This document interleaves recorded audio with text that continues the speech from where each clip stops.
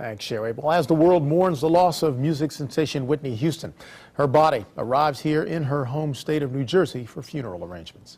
Joining us now is Ebru Today's Dr. Yohuru Williams, professor of history and black studies at Fairfield University, to discuss the Queen of Pop's tragic passing, which is now drawing comparisons to the sudden deaths of other singing sensations like Janis Joplin and, more recently, Michael Jackson.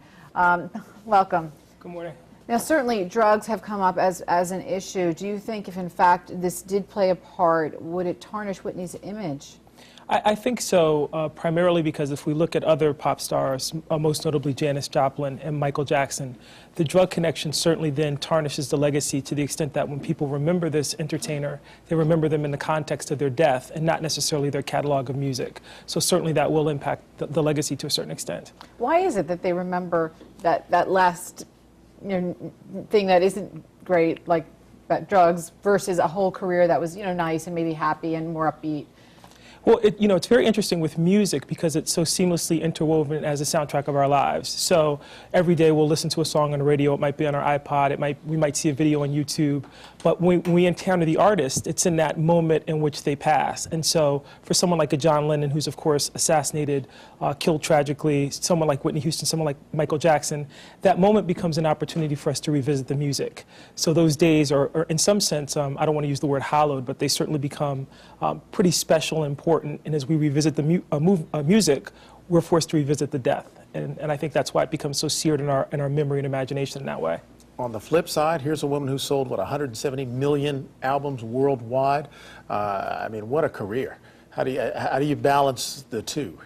Well, for someone like Whitney Houston, 173 million sales worldwide, 6 Grammys, over 415 career awards. This is someone who's a tremendous vocalist who will always be someone that we cherish for her vocals, for her movies, certainly an entertainer par excellence.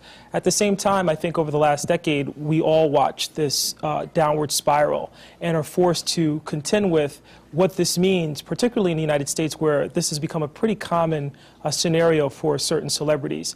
And so again, as a nation, we mourn Whitney, but we also are forced to ask some tough questions about the difference between fame and notoriety, and also the importance of drugs and how this plays into entertainment, and possibly what we can do to try to arrest this so we don't lose another great entertainer in this way. Sure. We hear pundits talk about her being one of the early crossover successes in music history, but we have Lena Horne, Dionne Warwick, Tina Turner, all had very big international audiences.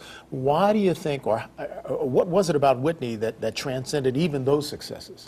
I think you nailed it, Brian, is that it's her crossover appeal. I mean, she's born in 1963, August 9th, 1963, 3 weeks before the March on Washington. And so she's really a beneficiary of a lot of the efforts of those early entertainers that you mentioned, the people like Lena Horne and others who broke down barriers. So by the time Whitney comes on the scene, for example, she's the first African-American female to have the cover of 17 magazine in 1980.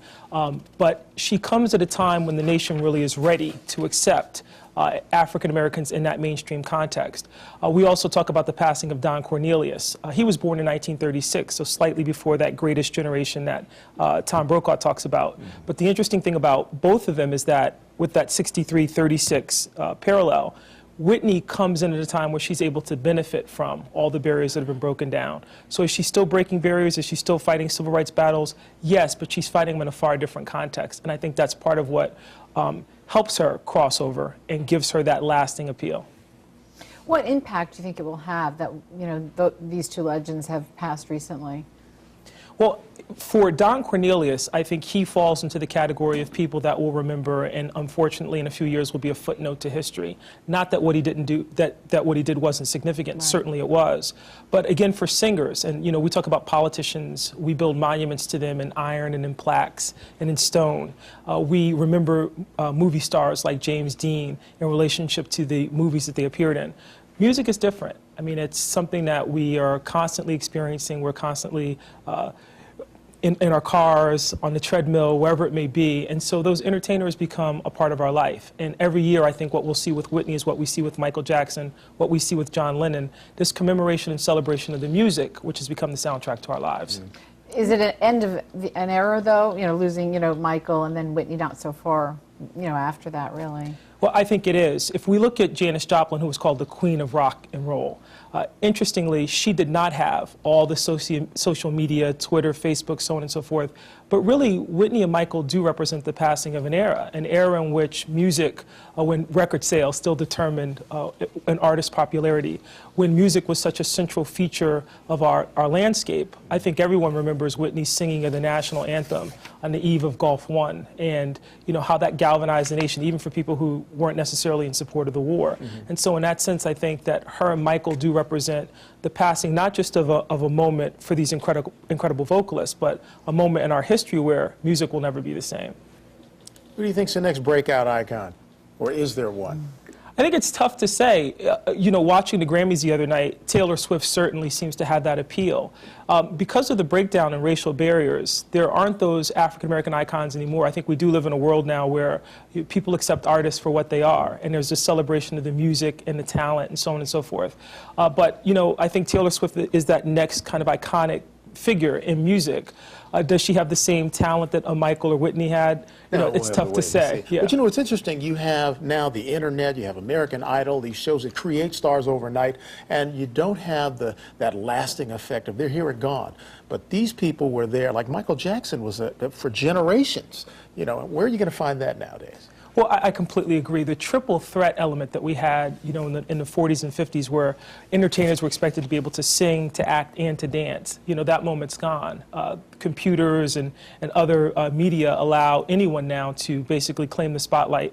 And we do live in a world in which notoriety sometimes passes for fame and people who've earned this place. But Whitney and Michael were special, and so was Don Cornelius, in the sense that what they did was create out of nothing a context for greatness. And I think we'll remember them for that and cherish them for that. We certainly will. Thank you so much for bringing us this information today. My pleasure.